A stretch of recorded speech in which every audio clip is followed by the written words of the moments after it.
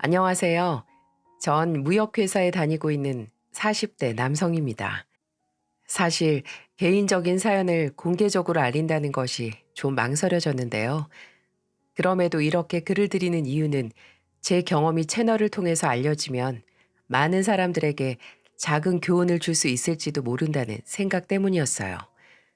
여러분들은 인연이라는 말을 알고 계시죠? 사람들이 살아가면서 맺어지는 관계는 생각지도 못한 곳에서 이어지기도 하고 불쾌한 경험으로 엮이기도 합니다. 부처님은 모든 것은 인과 연이 합해져서 생겨나고 인과 연이 흩어지면 사라진다는 말을 남겼다죠. 오늘 제가 말하고자 하는 내용은 바로 인연에 대한 이야기입니다. 어떻게 보면 참 황당하기도 하고 또 어떻게 보면 신기하기도 한 제 경험담에 끝까지 귀를 기울여 주시길 바랍니다. 친구 소개로 만난 그 여성은 한눈에 반할 만큼 제 이상형에 가까웠습니다. 밝고 명랑한 성격은 물론 인형처럼 귀여운 외모까지 뭐 하나 마음에 들지 않는 부분이 없었죠. 다행히 그 여성도 제가 무척 마음에 든 윤치였어요. 첫 만남부터 제가 느낄 만큼 호감을 표시했고 남자가 해야 할 애프터 신청도 그 여자가 먼저 했으니까요. 평소 자연스러운 만남을 추구했던 저는 소개팅에 대해서 다소 회의적이었는데요. 그 여자를 만나고 나니까 소개팅을 하지 않았으면 어쩔 뻔했나 싶더라고요. 서로 마음이 잘 맞았던 만큼 우리 둘은 금방 사귀는 사이로 발전했습니다. 나이도 동갑이었던 우리 둘은 때론 친구처럼, 때론 죽고 못 사는 연인처럼 하루하루를 그렇게 행복하게 쌓아가고 있었죠. 현수야, 어? 넌 내가 왜 좋았어? 음, 발랄하고 명랑한 성격이 제일 좋았어. 너랑 같이 있으면 내가 덩달아 기분이 좋아졌거든. 난 네가 왜 좋았는지 알아? 글쎄, 얼굴이 잘생겨서? 아니, 얼굴은 내 취향은 아닌데 널 처음 본 순간 우린 딱 인연인 것 같단 확신이 들었거든. 왜 그런 확신이 들었는데? 내가 꿈에서 자주 보던 사람이 바로 너야. 치, 그런 게 어딨냐? 진짜야. 내가 결혼하는 꿈을 자주 꾸는데 풍기는 느낌이나 분위기가 딱 너였어. 그럼 우리가 결혼할 거라는 거야? 어, 난 우리 둘이 분명히 결혼할 거라고 생각해. 당시 여자친구가 눈을 반짝이며 그런 말을 할 때면 그냥 하는 소리라고만 여겼습니다. 전 운명이나 인연 같은 건 잘 믿지 않았거든요. 그런데 우리 둘은 정말 결혼을 꿈꿀 만큼 사이가 깊어졌고 이제 서로를 의지하며 함께 살자는 약속을 하기까지 이르렀죠. 그렇지만 마음에 걸리는 것이 하나 있었습니다. 그건 바로 서로의 집안 차이가 크게 난다는 점이었죠. 여자친구와 데이트를 하고 집까지 데려다 줄 때면 늘 여자친구의 집을 마주할 수밖에 없는데요. 그러지 않으려고 해도 드라마에서나 볼 법한 큰 저택에 저도 모르게 기가 눌리고 말죠. 여자친구의 아버지는 공장을 몇 개씩이나 가지고 있는 중소기업을 운영하고 계신답니다. 일찍이 아버지와 이혼을 하고 젊었을 때부터 보험 판매원으로 다리가 퉁퉁 붓도록 일을 하신 우리 엄마와는 비교 자체가 불가능한 집안이었어요. 제 걱정을 눈치챈 여자친구가 자기 부모님은 절대로 그런 거 따지시는 분이 아니라고 해도 위축이 되는 건 어쩔 수가 없더라고요. 아무래도 집안 어른들은 여자친구와 생각이 다를 겁니다. 결혼이라는 건 집안과 집안이 인연을 맺는 일이기도 하니까요. 그런 생각이 깊어지니까 아무래도 양가 부모님께 인사를 드리러 가는 일이 영 꺼려지는 겁니다. 여자친구는 차일피일 미루는 제게 화를 내기 시작했죠. 인사 한번 드리자는데 왜 자꾸 미루는 건데? 너 나랑 결혼하기 싫어? 아니, 꼭 그런 건 아닌데. 아닌데 뭐, 나랑 결혼한다며.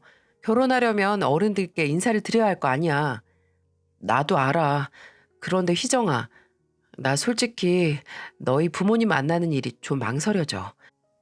그러니까 대체 왜 우리 부모님 만나는 게 어렵다는 건데? 현수 너 설마 아직도 우리 집이 잘 살아서 그런 생각하는 거야? 그래, 네가 아무리 괜찮다고 하지만 신경이 쓰이지 않을 리가 없잖아.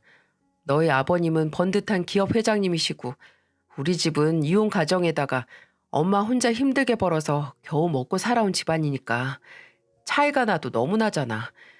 아마 너희 집에선 날 탐탁지 않게 생각할 거야. 내가 그 부분은 분명히 말했지. 우리 아빠 그런 사람 아니라고. 우리 아빠 돈 가지고 사람 판단하는 그런 분 아니셔. 내가 좋다고 하는 남자라면 노숙자라고 해도 괜찮다고 하실 분이라니까. 그건 딸인 내가 더 잘 알지. 현수 네가 더 잘 알겠니? 그러니까 내 말 믿고 딱 한 번만 만나보자. 어? 하지만 여자친구가 간곡히 부탁을 하니까 마음이 흔들리더군요. 이렇게까지 자신 있게 말하는 걸 보면 제가 괜한 자격지심을 부리는 게 아닌가 싶었습니다. 전 몇 번의 갈등 끝에 여자친구의 말에 따르기로 결심했죠. 그리고 전 약속한 날짜에 여자친구 집에 방문을 했습니다. 아빠, 이 사람이에요. 이 사람이 아빠한테 소개시켜주고 싶은 제 남자친구예요. 처음 뵙겠습니다. 오현수라고 합니다. 전 팔을 안으로 모은 채 소파에 앉아있는 아버님께 공손히 인사를 드렸습니다. 하지만 굳은 표정으로 인사를 받는 둥 마는 둥 하는 아버님의 모습에 불길한 예감이 엄습하더군요. 그런 아버님의 냉랭한 모습에 당황한 건 여자친구도 마찬가지였어요. 여자친구는 어색한 분위기를 깨뜨리기 위해 애를 쓰는 모습이 역력했죠. 그래서인지 아버님은 딱딱한 표정을 다소 누그러뜨리며 제게 말을 걸었습니다. 우리 희정이랑 만나고 있다고? 희정이한테 대충 들었는데 회사원이라지? 정확히 무슨 일을 하고 있나? 네, 작은 무역회사에서 근무하고 있습니다. 해외 영업 쪽을 맡고 있고요. 해외 영업? 그럼 해외 자주 나가는 거 아닌가? 아, 예. 해외 출장도 나가긴 하지만 잦은 편은 아니고요. 실질적으로는 사무실에서 하는 업무가 더 많습니다. 부서명은 해외 영업부지만 갖은 업무를 다 한다고 보시면 됩니다. 어찌됐든 월급쟁이 아닌가? 회사에서 임원이 되려면 얼마나 걸리겠어? 임원이요? 아유, 글쎄요. 거기까지 생각해보지도 못했고 평사원이 임원까지 가는 건 극히 드문 일이죠. 그래? 아버님이 표정을 구기며 의미를 알 수 없는 한숨을 길게 내셨어요. 그 집에 들어간 지 10분도 되지 않았지만 전 제가 환영받지 못하고 있다는 사실을 잘 알 수 있었죠. 그럼 아버님은 무슨 일을 하고 계시나? 아, 아버님이요? 아버님은 제가 어릴 적에 어머님과 이혼을 하시고 따로 살고 있습니다. 고등학교 때를 마지막으로 아버님을 뵌 적이 없고요. 어머님은 보험회사에서 일을 하시면서 저와 동생들을 힘들게 키우셨고요. 지금도 어머님과 동생들이랑 함께 살고 있습니다. 제가 부모님에 관해 설명을 드리자마자 아버님의 안색이 더 나빠졌어요. 아니나 다를까 아버님은 찻잔에 차가 채 식기도 전에 자리에서 벌떡 일어나시더군요. 더 이상 말할 것도 없네. 희정이가 하도 성화를 부려서 얼굴 한번 보긴 했네만 이건 차이가 나도 너무 나지 않는가. 수준 차이가 어느 정도여야지 비벼보기라도 할 것 아니겠어? 자네도 알다시피 난 우리 희정이 평범한 집안과 결혼시킬 생각이 없어. 그런데 자네는 출세길이 꽉 막힌 월급쟁이에다가 집안은 홀어머니 혼자 생계를 책임지고 계시다는 거잖아. 부모된 입장에서 그런 집안에 어떻게 딸을 내어주겠나. 내 말이 무슨 뜻인지 이해했으리라고 믿네. 알아들었으면 두 사람 이쯤에서 헤어지는 게 좋겠어. 아버님의 뜻밖의 반응에 놀란 여자친구가 입을 다물지 못했어요. 아빠, 갑자기 왜 이러세요? 내가 좋아서 만나는데 집안이 대체 무슨 상관이에요? 왜 상관이 없어? 네가 지금은 몰라서 그렇지 결혼도 집안끼리 격이 맞아야 이루어지는 법이야. 평생 생고생하기 싫거든 이 아빠 말 들어. 아빠! 여자친구 집에 인사를 하러 갔던 전 어처구니 없게도 쫓겨나듯 자리를 떠나야만 했어요. 기분 좋게 길을 걷다가 물벼락을 맞은 기분 아시나요? 제가 딱 그런 기분이었습니다. 제 우려가 현실이 되는 순간이었죠. 여자친구는 자신의 부모님은 절대 그런 사람이 아니라고 장담했지만 결국 뚜껑을 열어보니 별반 다를 바 없던 것이었어요. 집안의 수준 차이 때문에 사윗감 심사에서 조기 탈락해버렸다는 사실이 서글펐지만 뭐 이해는 됐습니다. 현실은 우리가 생각하는 것처럼 아름답지만은 않으니까요. 전 여자친구의 연락도 받지 않고 며칠을 두문불출하며 심각하게 고민했습니다. 여자친구를 사랑하고 함께 하고 싶은 마음은 컸지만 축복받지 못하는 결혼은 하고 싶지 않았거든요. 이제 이 인연은 여기서 끝내는 것이 좋겠다는 생각이 들었어요. 그렇게 결심을 한 후 여자친구에게 제 결심을 알렸죠. 여자친구는 제 입에서 나온 이별 선언에 큰 충격을 받은 듯 했어요. 우리 아빠한테 고작 한 번 거절당했다는 이유로 헤어지자고? 설득할 생각은 들지 않아? 우리 사이가 이것밖에 안 되는 거야? 희정아, 너도 아버님 반응 봤잖아.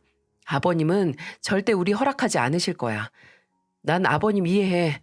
능력 없는 남편에다 빈곤한 집안에 누가 딸을 보내고 싶겠어. 우리 결혼 상상 이상으로 험난할 거야. 솔직히 나 그럴 자신 없어. 야, 오연수, 너 나랑 헤어질 자신 있어? 정말 그런 거야? 힘들겠지. 하지만 우리가 결혼해서 평생 힘든 것보다 나을 거야. 그러니까 너도 너한테 어울리는 사람 만나. 너, 너 정말? 당시에는 어쩔 수 없다고 생각했어요. 여자친구를 위해서라도 제가 물러서는 게 맞다는 생각도 들었고요. 그래서 몇 번이나 설득하는 여자친구를 매몰차게 끊어버렸습니다. 그렇게 이별을 하게 된 우리는 각자의 일상으로 돌아갔어요. 저도 가슴 한켠이 뻥 뚫린 것처럼 허전하고 아팠지만 이게 모두를 위한 길이라고 믿고 견뎠습니다. 하지만 간간히 지인을 통해 들려오는 여자친구의 근황은 제 마음을 더 무겁게 만들었죠. 사람 만나는 걸 좋아하던 여자친구는 집안에만 틀어박혀 좀처럼 나오질 않는다더군요. 준비하던 공부도 다 포기한 모양이었어요. 저와 헤어지는 게 죽는 것보다 더 견디기 힘들다며 여러 차례 장문의 문자를 보낸 그녀였기에 마음이 더 쓰였죠. 행여나 하지 말아야 할 생각을 하진 않을까 걱정도 됐었고요. 그래도 약해지면 안 된다고 생각했어요. 제가 빠져줘야 여자친구의 인생이 더 나아질 거라고 믿었습니다. 이별의 아픔도 시간이 지나면 다 나아질 겁니다. 그리고 저보다 훨씬 더 좋은 남자를 만나 모두가 납득할 만한 결혼을 하게 되겠죠. 그래서 더더욱 감정에 휩쓸리면 안 됩니다. 지금은 누구보다 냉정해야 할 순간이었어요. 하지만 여자친구는 저와의 인연을 쉽사리 끊어내지 못하는 듯 했어요. 여자친구와 결별을 한 지 한 달쯤 되었을 겁니다. 퇴근을 하기 위해 회사 밖으로 나온 저는 근처에서 절 기다리고 있는 여자친구를 보곤 깜짝 놀라고 말았죠. 피죽도 못 얻어먹은 사람처럼 몰골이 말이 아니었어요. 반짝이던 눈은 퀭하게 패여 있었고 탱글했던 피부는 광대뼈가 도드라질 정도로 가죽만 남아 있었거든요. 그간 얼마나 상심하고 있었는지 짐작이 되더군요. 현수야, 여기까지 무슨 일이야? 우리 이제 만날 이유가 없잖아. 현수야, 우리 그냥 다시 만나면 안 될까? 부모님 허락 같은 거 필요 없으니까 그냥 우리 둘이 살면 안 되겠어? 나 너무 힘들어. 왜 이렇게까지 힘들게 우리가 헤어져야 하는지 난 이해가 안 돼. 아니, 희정아, 내 말 잘 들어? 우리 철없는 애들 아니잖아. 부모님이 결혼을 허락하지 않는다고 우리 둘이 멀리 도망이라도 치자는 거야? 말도 안 되는 소리 하지 말고 돌아가. 지금은 좀 힘들지 몰라도 시간 지나면 괜찮아질 거야. 현수야, 넌 정말 나 없이 살 수 있어? 난 너무 괴롭고 힘든데 넌 정말 괜찮은 거냐고. 힘들어도 견뎌야지. 그게 서로를 위한 유일한 길이야. 현수야. 전 제 마음을 돌리기 위해 애원하는 여자친구를 냉정하게 대했습니다. 저라고 마음이 쓰리지 않았겠습니까? 괴로워하는 여자친구를 보니까 더 힘들고 아팠습니다. 하지만 그럴수록 마음을 더 단단히 먹어야 한다고 생각했어요. 가난한 애인 때문에 사랑하는 여자 인생을 힘들게 할 순 없는 노릇이니까요. 그렇게 각오를 한 제게 여자친구는 몇 번이나 연락을 시도했지만 전 끝까지 그녀를 밀어냈습니다. 결국 그녀도 단념을 했는지 한동안 연락이 오질 않더군요. 지금은 많이 아프겠지만 시간이 전부 치유해줄 거라고 믿었습니다. 그렇게 얼마나 시간이 지났을까요? 모르는 번호로 걸려온 전화를 무심코 받았는데 그 목소리의 주인공은 전혀 예상하지 못한 인물이었죠.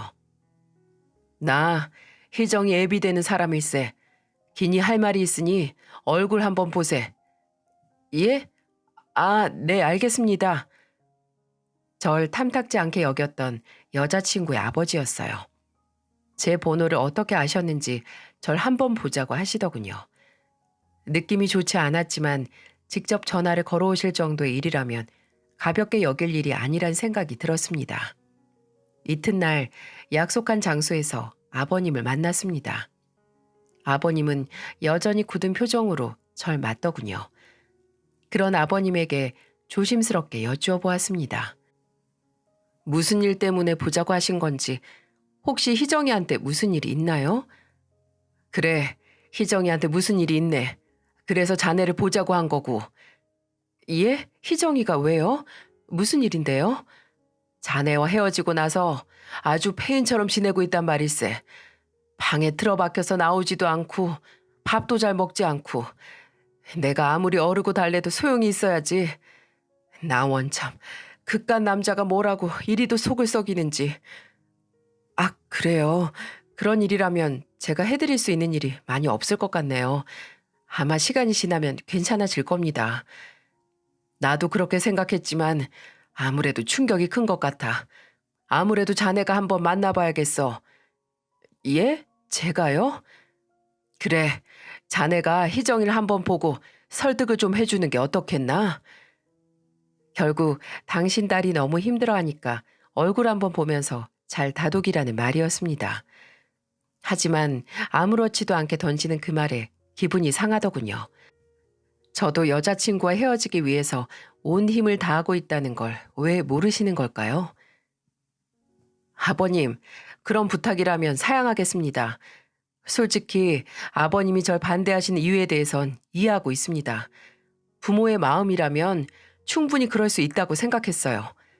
그래서 희정이에게 상처까지 주면서 독하게 밀어냈고요. 하지만 아버님, 전 아버님의 마음을 이해하고 있다는 거지 인정하고 있다는 건 아닙니다. 비록 저희 집안이 넉넉하진 않지만 그렇다고 부끄러운 건 아니니까요. 그러니 제게 그런 부탁은 하지 말아 주십시오. 저 역시 희정이와 헤어지는 일이 무척 괴롭습니다. 제 말에 아버님 얼굴이 금세 불그락 푸르락해졌어요. 나도 알아. 하지만 내 딸이 자네 없으면 죽겠다는데 낸들 어쩌나. 일단 희정이 한번 만나보고 정말 평생 싸우지 않고 잘 살 수 있을지 의논을 해보란 말이야. 네? 그 말씀은 그래. 두 사람이 정말 확신한다면 결혼 허락해주겠네. 나라고 젊은 친구 기죽여가며 반대하고 싶었겠나? 하지만 부모 마음이라는 게 다 똑같단 말이세. 아휴, 희정이 그것은 그런 부모 마음도 몰라주고 저렇게 고집을 피우니 원. 제 귀를 의심했어요. 그렇게 완강했던 아버님 입에서 우리 두 사람의 결혼을 허락하겠단 말이 나온 겁니다. 딸이 죽기 일보 직전이니까 아버님도 두 손 두 발 다 들고 만 것이죠. 전 아버님을 만나고 난 이후에 아버님의 말대로 여자친구와 다시 조우를 했고 우린 서로 긴 이야기를 나누었습니다. 어쩌면 여자친구를 위한다는 빌미로 제 자존심을 지키고 싶었을지도 모르겠다는 속마음부터 우리가 결혼을 하면 어떻게 살아갈지 미래에 대한 이야기까지 서로의 진심을 다시 한번 확인을 했습니다. 그리고 어렵게 얻어낸 결혼 승낙인 만큼 어떤 어려움이 있더라도 다신 헤어지지 말자고 약속을 했어요. 제 품에 안겨 펑펑 우는 여자친구를 다독이며 저 역시 눈물을 참지 못했답니다. 참 우여곡절 많은 결혼식이었어요. 지금 이 자리에서 전부 다 꺼내어 놓을 수는 없지만 승낙부터 결혼까지 지난한 일들을 몇 번이나 견뎌야만 했었죠. 그래도 결국 우리 두 사람은 식장에서 백년 가약을 맺을 수 있었고 많은 사람들의 축복을 받으며 새로운 인생을 시작할 수 있었습니다. 하지만 아버님은 결혼을 승낙한 대신 조건을 하나 다셨는데요. 그건 제가 당분간 처가로 들어와서 살아야 한다는 것이었어요. 대릴 사위는 생각해 본 적도 없었기에 좀 당황스러웠죠. 아버님은 우리가 잘 사는 모습을 가깝게 지켜보고 싶다는 이유를 대셨습니다. 저와 여자친구는 망설였지만 천신만고 끝에 받은 결혼 승낙인 만큼 그 정도는 우리가 받아들이자는 결론에 이르렀죠. 처가 식구들과 한 집에서 산다는 것이 당연히 불편하겠지만 또 다른 면으로 생각해보면 신혼집에 대한 부담을 덜 수 있다는 장점도 있으니까요. 나쁘게 생각하면 한도 끝도 없을 테니 긍정적으로 생각하는 게 마음 편할지도 모릅니다. 그래서 저희 두 사람은 신혼을 처가에서 시작하게 되었어요. 높다란 담벼락으로 둘러싸인 저택이니 사는 공간이야 부족함이 없었습니다. 하지만 아버님 눈치를 보느라 숨이 턱턱 막혀오는 건 어쩔 수 없더라고요. 괜한 헛기침 한 번에도 눈치가 보이고 방 안에 누워있다가도 대문이 열리는 소리에 벌떡 몸을 일으키게 됩니다. 그래도 시간이 지나면 적응이 되면서 괜찮아질 거라고 생각을 했죠.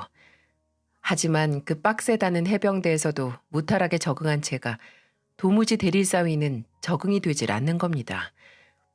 아내는 본래 본인이 살던 환경과 식구들이니까 아무 문제가 없을 겁니다. 하지만 전 결혼과 동시에 모든 환경이 바뀌어버린 셈이잖아요. 모든 게 낯설고 불편하기만 했습니다. 사부인께선 지금도 보험회사에 다니시나? 네, 지금까지 해오던 일이셔서 열심히 하고 계십니다. 사부인께선 언제까지 그 일을 하실 생각인지 모르겠군. 네? 그게 무슨 말씀이신지. 보험 일이라는 게 알고 보면 아줌마들끼리 모여서 수다 떨고 사은품 줘가며 환심을 사야 하는 일이거든. 이래저래 격이 떨어지는 일이라는 거야.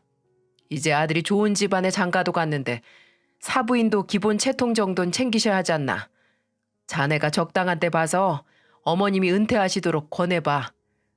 하지만 평생 하시던 일인데 당장 그만두시진 않을 것 같은데요.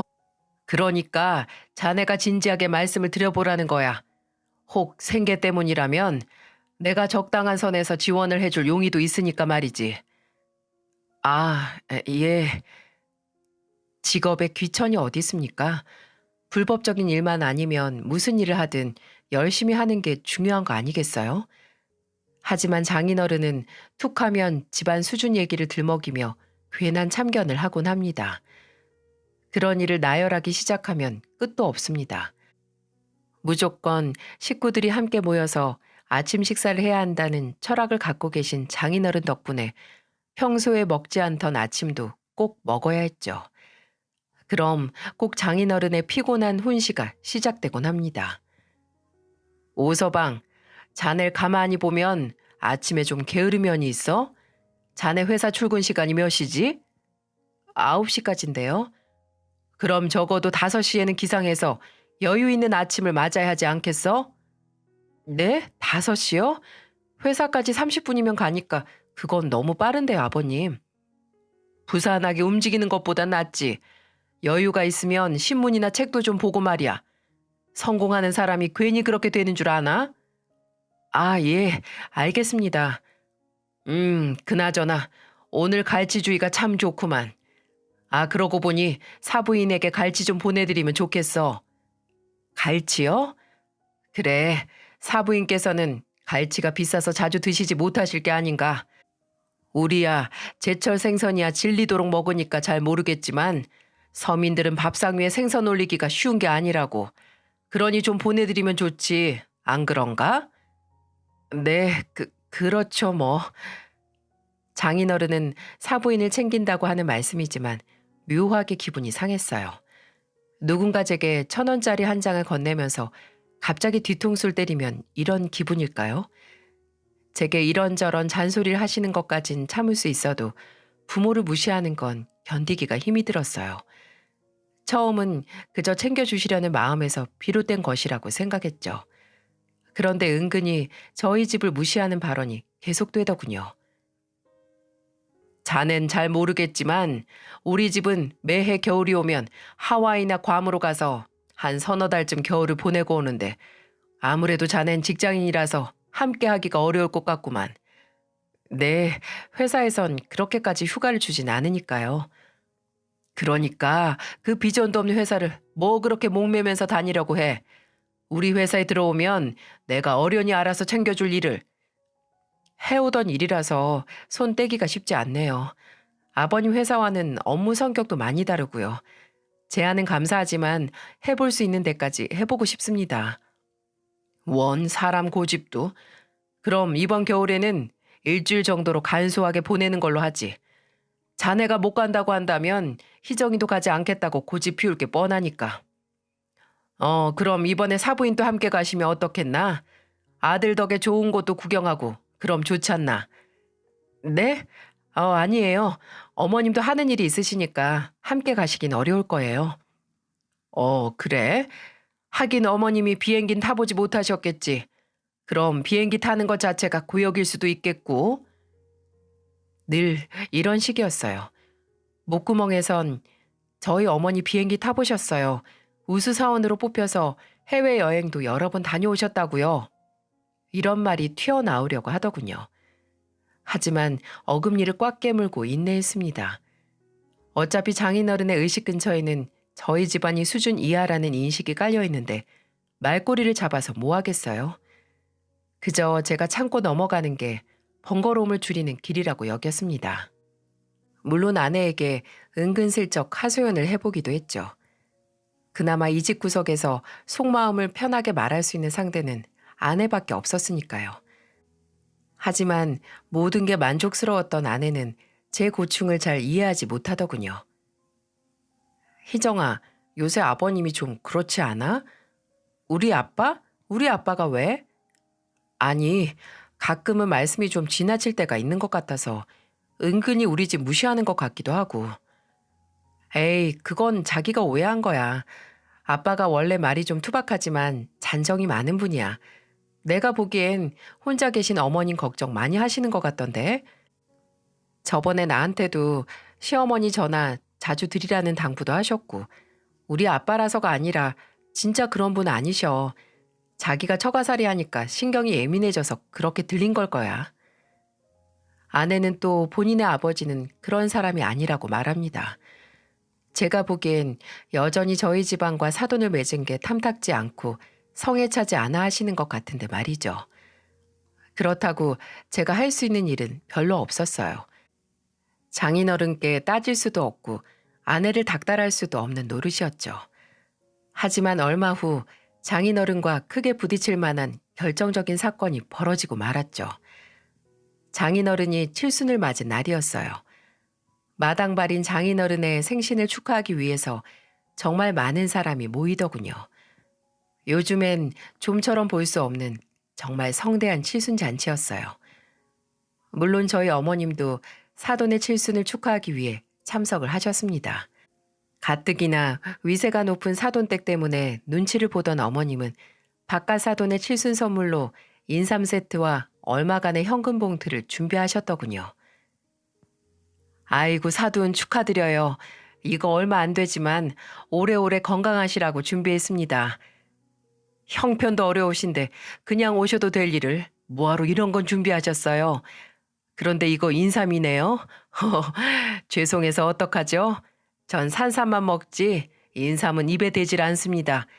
짝퉁 산삼이라서 그런지 두드러기가 나더라고요. 예? 그러세요? 제가 그런 생각까진 미처 못했네요. 아닙니다. 그래도 주신 거니까 밑에 사람들한테 나누어 주죠. 뭐 아무튼 감사합니다. 사부인 댁이 저희 회사 근처시죠?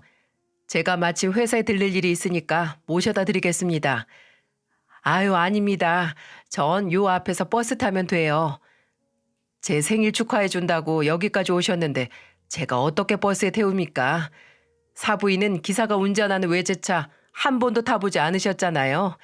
이참에 외제차 한번 타보셔야죠. 예? 장인어른이 말을 할 때마다 엄마의 얼굴이 붉어지더군요. 옆에서 그 말을 듣던 저도 마찬가지였어요. 장인어른의 말투는 한마디 한마디 사람을 무시하는 태도가 역력했어요. 어머니는 장인어른의 호의 아닌 호의를 거절하고 혼자 버스를 타고 돌아가셨죠. 장인어른은 그런 어머님을 향해 혀를 끌끌 차시더군요. 참나, 사부인 고집도 보통이 아니시구만. 아니, 생각해서 태워드리려고 했더니 뭐가 그렇게 불편하셔서 버스를 탄다고 고집을 부리시는지 원. 저는 참다 못해 장인어른께 한마디를 했습니다. 아버님, 이런 상황이라면 저도 아버님 차에 타고 싶지 않을 것 같은데요? 뭐? 갑자기 그게 무슨 소린가? 아버님이 계속 사람 무시하는 말을 하시는데 누가 그런 차에 타고 싶겠어요? 오서방, 누가 누굴 무시했다고 이래? 자네 술 취했나? 저희 어머님이 준비하신 선물이 별로라며 대놓고 무시하셨고 외제차 한 번도 타보지 않지 않았냐며 또 무시하셨잖아요. 그게 무시가 아니면 뭐겠어요? 그게 어떻게 무시야? 사부인이 어려워하시는 것 같으니까 농담 삼아서 한 말이지. 아버님은 농담일지 모르겠지만 듣는 사람은 자존심에 큰 상처를 받을 수도 있는 일입니다. 그리고 평소 저한테도 저희 집, 저희 식구들 무시하는 발언을 입버릇처럼 하시잖아요. 아닙니까? 오서방 자네, 여태 날 그렇게 생각했었나?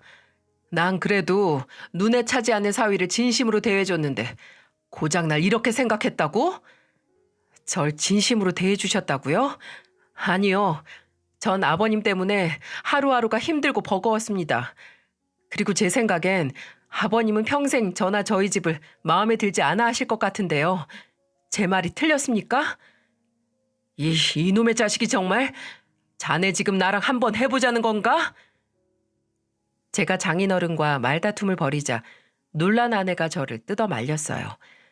아내가 제 팔을 거칠게 잡아채며 쏘아붙이더군요.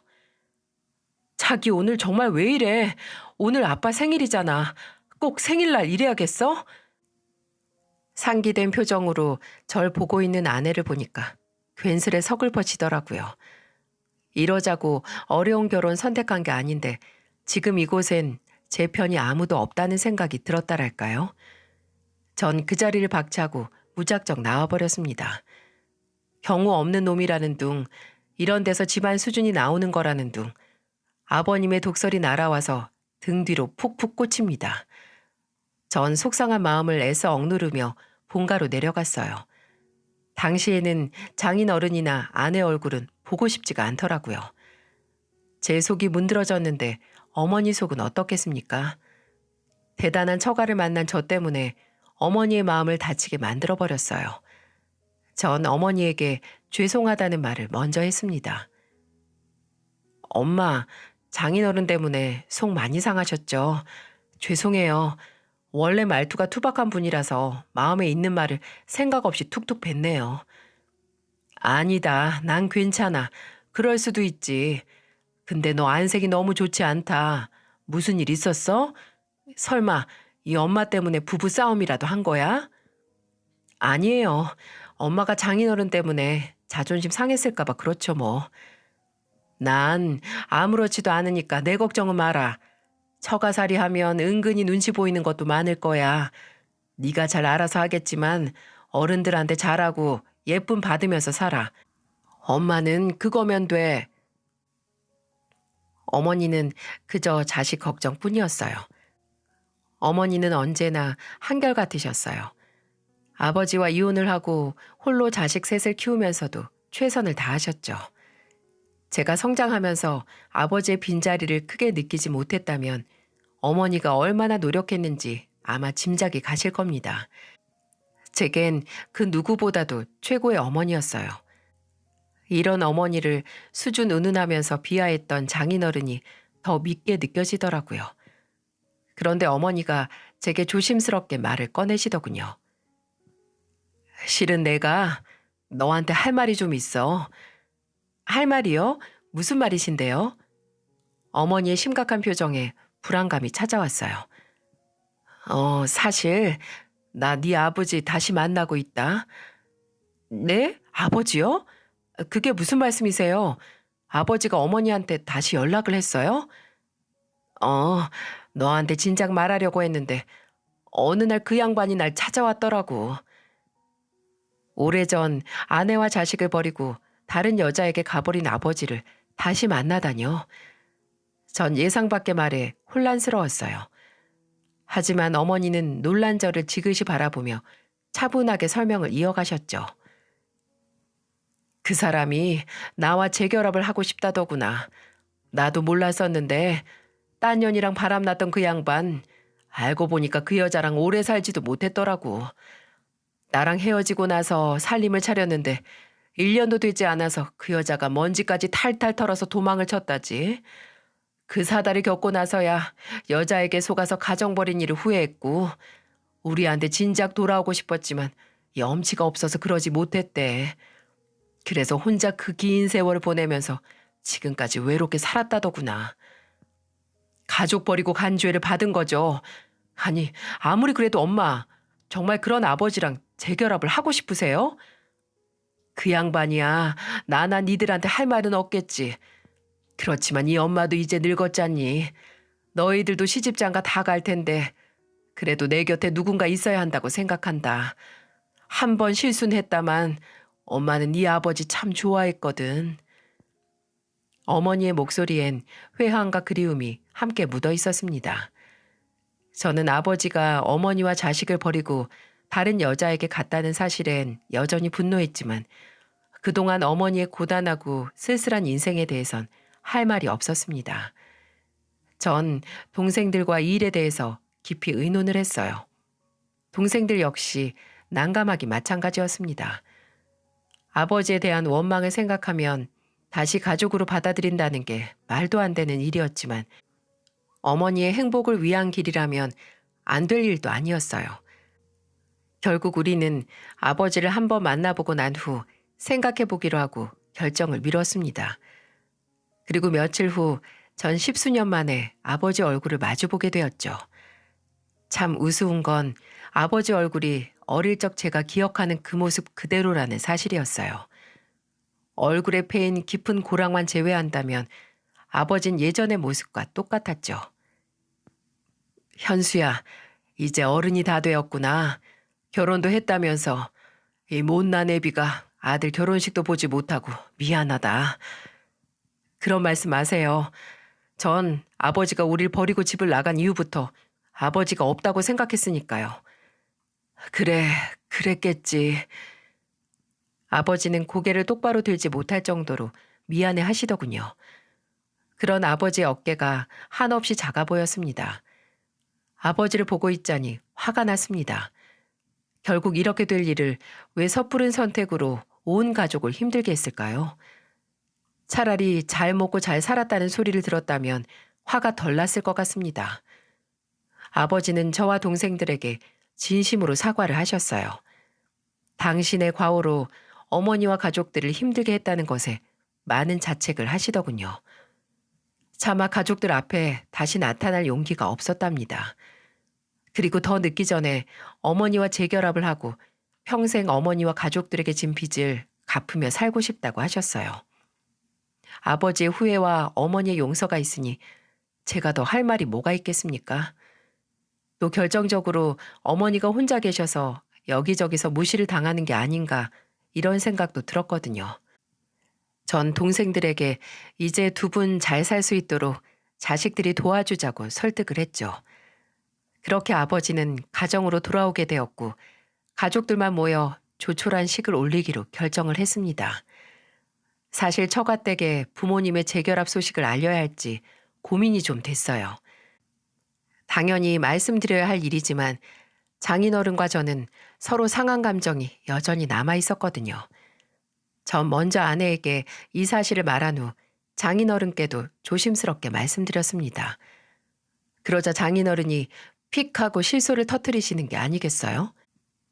참나, 사부인도 못 말리시겠다. 마누라 자식 버린 남편이 뭐가 예쁘다고 이제 와서 재결합을 하시려는 건지. 장인어른의 말투 속에서 느껴지는 빈정거림에 기분이 확 상했어요. 하지만 여기서 또 말다툼을 하면 정말 끝까지 갈 것 같아서 꾹 참았죠. 네, 그렇게 됐습니다. 조만간에 자리 한번 마련하기로 했어요. 그래, 그래야지. 대단한 박가사돈 얼굴도 좀 봐야지. 장인어른은 끝까지 빈정대며 사람 속을 벅벅 긁으시더군요. 하지만 어쩌겠습니까? 잘 나가는 집안 딸과 결혼한 죄가 이렇게 큰 것을요. 그런데요, 흔히들 인생사 세옹지마라고 하지 않습니까? 재결합을 하게 되신 저희 부모님과 처가 식구들이 만나게 된 자리에서 정말 깜짝 놀랄 만한 일이 벌어질 줄 누가 알았겠습니까? 우리 집 식구들이 먼저 자리를 잡고 처가 어른들을 기다리고 있었는데요. 장인어른이 아내와 함께 뒤늦게 나타났습니다. 장인어른은 헛기침을 하며 처음 본 저희 아버지에게 악수를 청했죠. 안녕하십니까. 오서방 장인 되는 사람입니다. 사연은 미리 들었습니다. 사부인과 결별을 하셨다가 다시 재결합을 하신다고요? 모양새가 빠져서 좀 그렇습니다만 어찌됐든 안사돈에게 잘 하셔야겠죠. 그런데 저희 아버지가 눈을 크게 뜨곤 장인어른을 위아래로 훑으시더라고요. 저 혹시 자네 형구 아닌가? 소재동에서 살던 나 형구 맞지? 나 못 알아보겠어? 나 오경태야, 오경태. 원단 공장 하던 오경태. 예? 경태 형님? 경태 형님. 아니 형님이 어떻게 여길. 그럼 형님 아드님이 오서방이라는 거예요?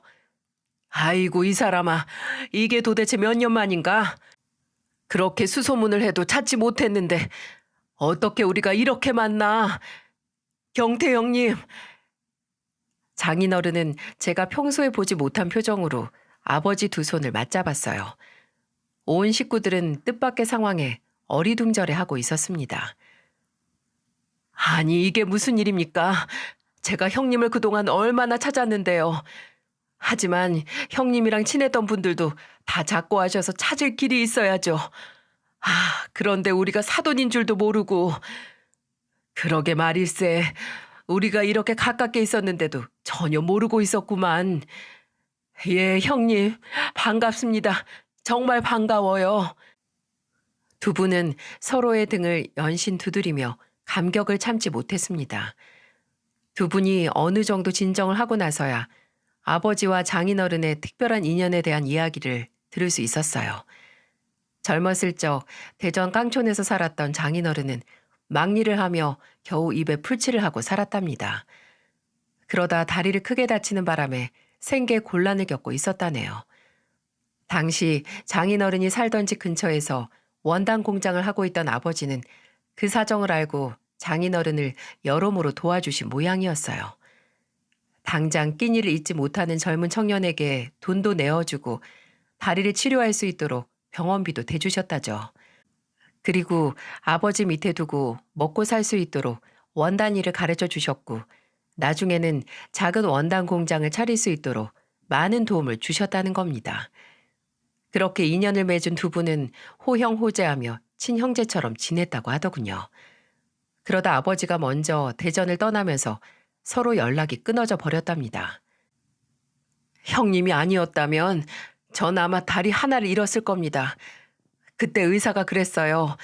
병원에 조금만 늦게 왔다면 다리를 잘라내야 했을 거라고요. 어디 그뿐입니까? 형님께서 제게 원단을 가르쳐 주지 않으셨다면 저 이렇게 떵떵거리면서 살지도 못했을 겁니다. 평생 형님 빚 갚으며 살기로 다짐했는데 먹고 사느라 바빠서 형님을 찾는 일에 소홀했습니다. 죄송합니다, 경태 형님. 아닐세. 나도 사연이 길어서 연락을 하지 못했어. 이렇게라도 만나게 됐으니 됐지. 게다가 우리 아들 장인이라니. 인연이라는 게 참 무섭구만. 그런데 갑자기 장인어른이 아버지와 어머니를 향해 털썩 무릎을 꿇는 게 아니겠어요? 형님, 제가 형님 아드님인 줄도 모르고 그간 우리 오서방에게 못나게 굴었습니다. 딸애가 오서방 아니면 죽고 못 산다는 사실이 야속하기도 했고요. 잘 나가는 집안이 아니라는 게 못마땅하기도 했습니다. 죄송합니다, 형님. 이 모자란 아우가 제 분수도 모르고 큰 실수를 했네요. 아유, 이 사람이 정말 어서 일어나. 사람들 보는데 왜 이래? 부모의 마음이라는 게 그럴 수도 있는 거지. 하지만 이제라도 자식들이 잘 살 수 있도록 도와주면 되지 않는가? 안 그래? 장인어른은 눈물을 지으면서 제게 눈길을 돌렸어요. 호서방, 그동안 정말 섭섭했지? 미안하네. 정말로 미안하네. 못난 나를 용서해주게. 아, 아니에요, 아버님. 어서 일어나세요. 장인어른의 갑작스런 사과에 당황스럽긴 했습니다만 저 역시 사람의 인연이라는 게 정말 무섭다는 생각이 들더라고요. 장인어른이 아버지에게 이렇게 큰 마음의 빚을 지고 있었을 줄은 꿈에도 몰랐거든요. 그날 두 분은 옛 추억 얘기를 멈출 줄 모르고 하셨고요. 다음날 따로 만나서 하루 종일 시간을 보내고 돌아오셨습니다. 당연히 저와 저의 집을 대하는 장인어른의 태도는 180도 달라졌어요. 장인어른은 이제 대릴사위 그만하고 분가하라며 50평 아파트를 저희 부부에게 척 안기셨고요. 저희 부모님 재결합을 축하해야 한다면서 큰 선물을 보내셨습니다. 아버지는 극구 사양을 하셨지만 장인어른은 아버지에게 진 빚을 평생 따라다니면서 갚을 거라고 호언을 하셨죠. 장인어른에게 늘 괄시의 대상이던 저희 집안이 이젠 요즘 말로 추앙의 대상이 된 겁니다. 하지만 전 무엇보다도 이제 장인어른이 절 진짜 사위로 인정해 주신다는 게 가장 행복하네요. 아내 역시 이 모든 게 좋은 방향으로 마무리가 된 것에 참 기뻐하고 있답니다. 사돈 관계인 두 분은 누구보다도 각별하게 지내면서 지금까지도 서로 잘 돌봐주며 지내고 있어요. 아마 대한민국에서 가장 가까운 사돈 관계가 아닐까 싶습니다. 이젠 그간 대릴사위로 들어가서 마음 졸이며 살았던 일이 아득한 추억처럼 느껴지네요. 앞으로도 양가 부모님께 잘하면서 행복하게 살 생각입니다. 여기까지가 제가 경험한 특별한 사연이었어요. 여러분들이 제 이야기를 어떻게 들으셨는지 무척 궁금해집니다. 끝까지 귀를 기울여 주셔서 감사드립니다.